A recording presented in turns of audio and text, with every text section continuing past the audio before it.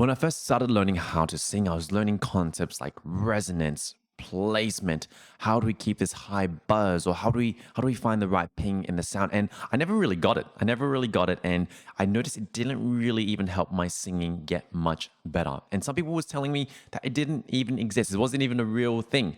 And so if this is something that resonates with you, maybe you've been in this boat before, or you just want to build and find an awesome resonance for your voice, check out today's episode.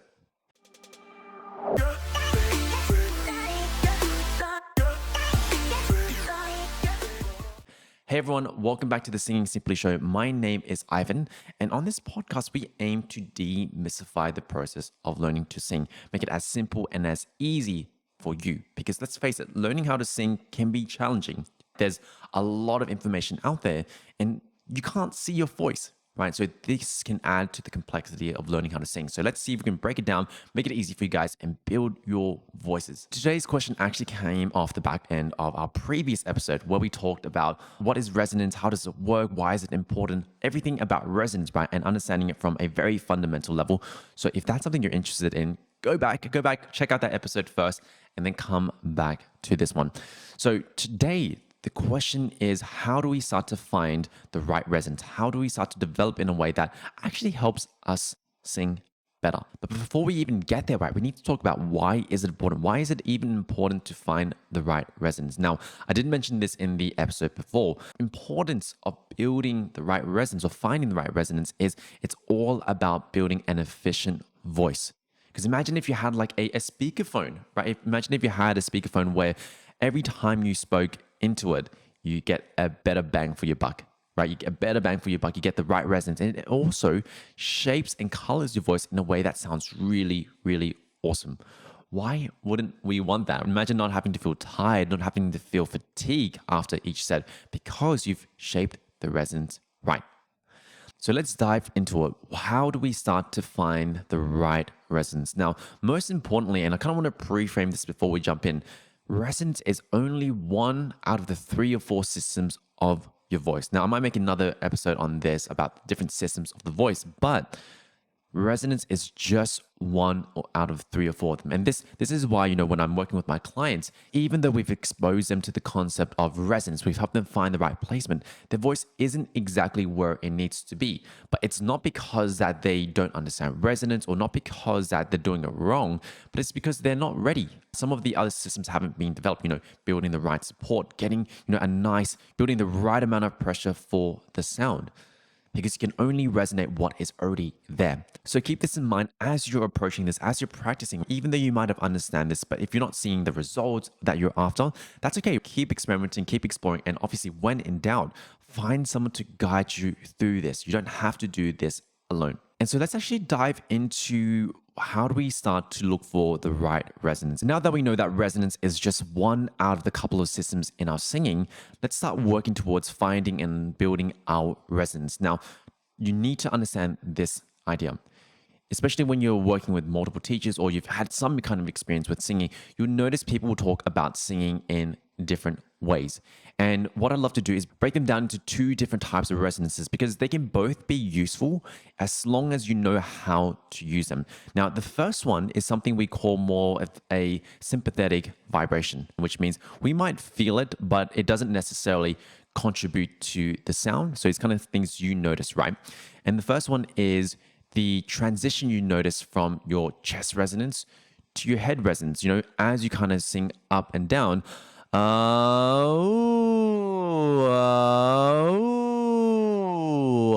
Like when I even make sounds like this, right, I'll notice that the sound will go from, like my chest, maybe my throat, and it'll kind of shift up into the higher part of my head, especially as I go up higher and higher in pitch. Now, this is something that a lot of teachers will be focusing on, that shift into the head resonance. And I think it's a great tool. I think it's something that really, really helped me with my voice. And the easy way to find this is exactly the exercise that I just did, which is, going from a R vowel to an U vowel.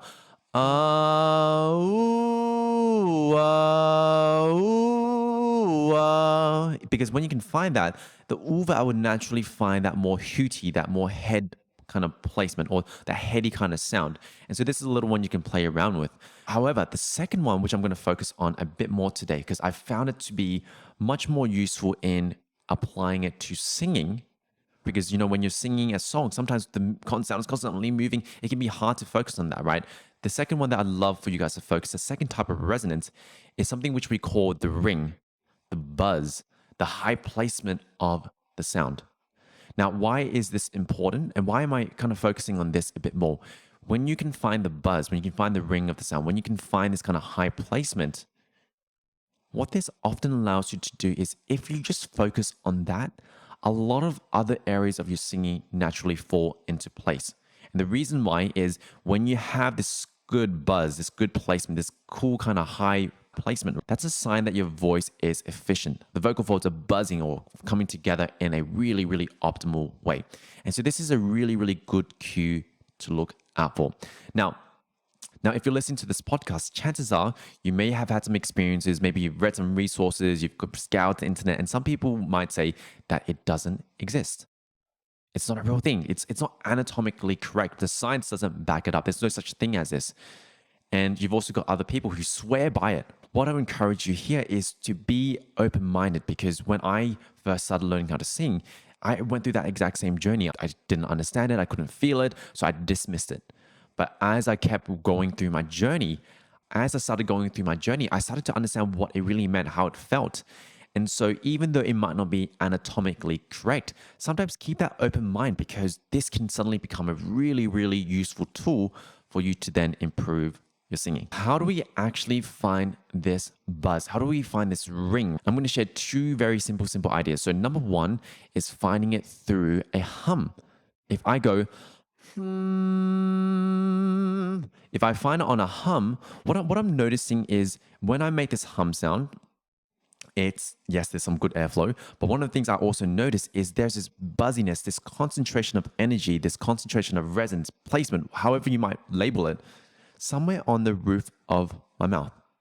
Sometimes higher, sometimes lower, and the location of it matters less as long as you actually notice that it's there.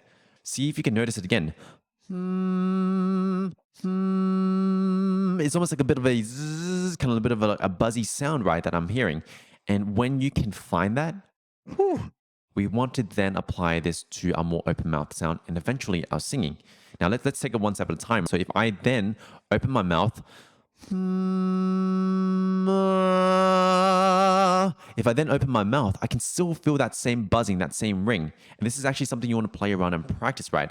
See if you can find that, because then if I go, fly me to the moon, let me play among the stars. When I'm singing through that, right, I notice a buzz there the whole time. I notice that buzz there the whole time. Now, maybe when I sing breathy, it'd be less prominent, but it's still a really, really cool cue to use to sing and get that feeling in. Now, that's exercise number one. A little other exercise you can use to find this buzz is finding it on a falsetto, right? Finding this kind of high ring, this high buzz in a falsetto. For example,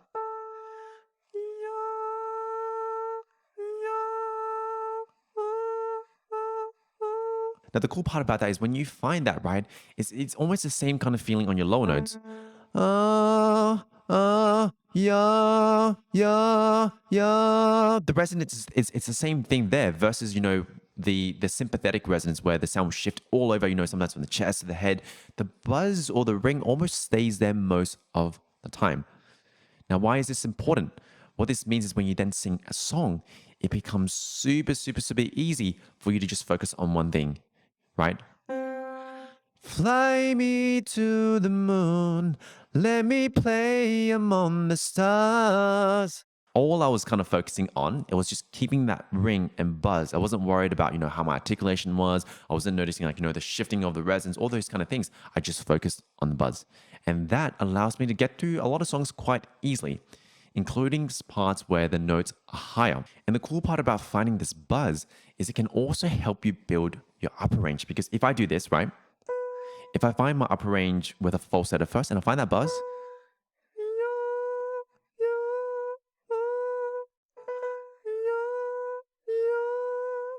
I can then lean in.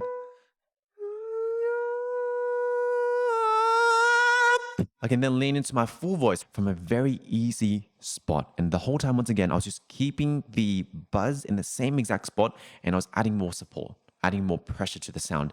And this becomes a great way to build your upper range as well. This is definitely more of an advanced exercise, but just know that it is possible. Know that it is possible. So I want you to choose one of these ideas, choose one of these exercises. Maybe it's a hum, maybe it's the ooh, maybe one of those, right? And just explore this idea of your resonance. Maybe it's the shifting, maybe it's the buzz, but just know that this thing exists. And the more you practice it, the more you train it, the more familiar you get with this. So apart from that, this wraps up today's episode on how do we start to find the right resonance? How do we start to build it? And I hope this brought value to you. If you have any questions, if you have anything that you're not sure about, please reach out to me on Instagram, or, I'm going to drop for those of you on Spotify a little question underneath. And if you've got any questions, if you want to inspire the next episode of this podcast, please drop your question down there. I will always love interacting and creating episodes, creating content that actually serves you. So apart from that, remember, you are not your limitations, and I'll see you all next time. Take care.